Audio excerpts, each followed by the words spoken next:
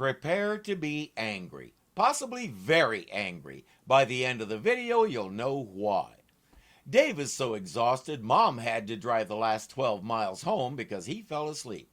Barbara got him all tucked in, but he remembered that he forgot to tell Mom good night. Dude, I think she'll understand.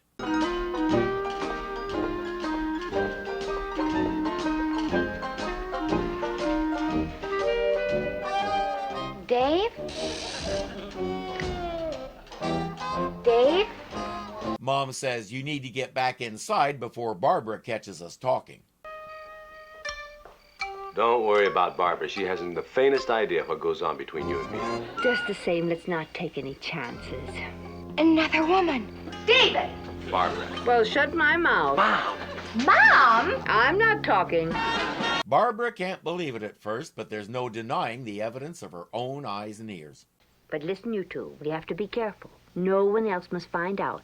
I mean about me. We keep it our secret, right? Right. Right. Right. Right. Oh boy, I think we know what's coming. Well, Dave always raves about your buttermilk pancakes. What's the secret? No buttermilk. In buttermilk pancakes, no buttermilk? That's right. Now here's the recipe. A talking car, wow, wee! See, where's my quarter? We aren't discussing how she got in the kitchen again. The girl's mom comes in and catches them talking. Barbara swears her to secrecy, but there's no stopping that kid. When did you know the cock could talk? Tell us. When did you first hear it? One at a time. Can it talk? One at a time, please. Mr. Crabtree, when did you first discover that your car could talk? No comment. Oh, that's the wrong attitude, Mr. Crabtree. No comment. And by the way, get your wallets out because you're all chipping in to fix the door. They end up going on a souvenir feeding frenzy and practically strip her. One guy wanted to put her in a TV series. Another offered her Playmate of the Month. The press really used to be almost that bad. They would crowd around someone, scream in their faces. Even at press conferences, they sounded like a flock of geese in a grain field.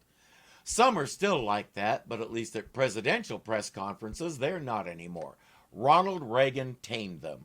When he took office, his press secretary told all the reporters it's not going to be like it's been. You'll all sit quietly and raise your hand and only ask a question when you're called on.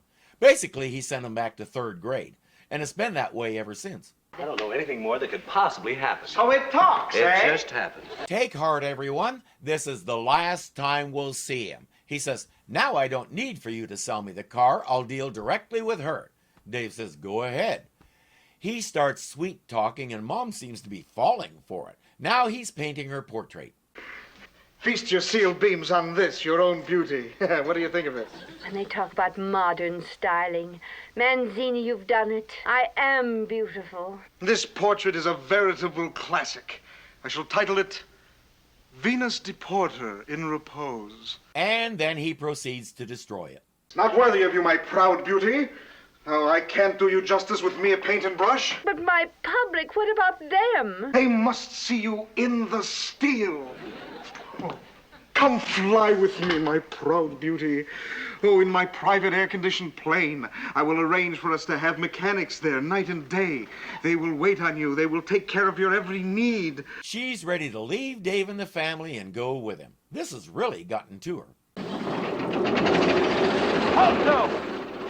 Alto! Out of the way, desert rat! We're in a hurry! I have traveled low these many miles. Well, stand up straight and move out. Let's go. I have come to give something for nothing. Those are the magic words for Manzini. So what does this guy have for him? A 1908 Marmon. A 1908 Marmon. Oh, you wouldn't be putting Manzini on, would you, Desert Buddy? 1908 Marmons are supposed to be extinct. Manzini, my public, the Will museum. you hold your horsepower? The sheik says it was uncovered by a great sandstorm, and the registration showed that it belonged to your ancestor. But you need to pick it up by tomorrow, or it will be covered again by another sandstorm. Take a plane to Cairo. Cairo. Turn right at the first camel. Camel. Walk a mile. A mile? You will come upon a great wise man. What about me? What about you? What about you? You stay here. A mother's place is with her son. Thanks very much. In case you haven't figured it out, he's dumping you for another car. It's me, Mom. I had to prove to you that Manzini was still a rat. David, I could spank you. Manzini was going to make me world famous, and you've ruined everything.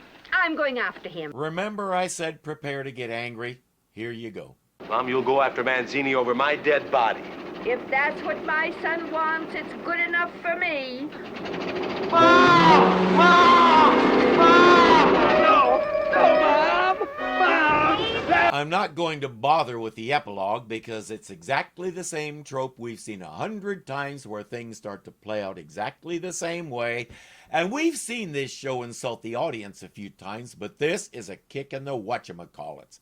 It was all a dream isn't a resolution. It's a cop-out. It's lazy. I think it had been done to death by about 300 BC. If you can't wrap up your story without resorting to it, tear it up and write a different story. Everybody knew this show was a dead end. The only reason it stayed on the air was because most of the episodes had been made, and by golly, we were going to air them even if nobody watched them. It's clear the writers were there to collect a paycheck. That's why we got crap like this. Who knows? If they had actually applied themselves and taken pride in their work, even though the show was a dead end, it could have been a decent series. There is one bright spot in all this, though. Manzini's final appearance was just a bad dream.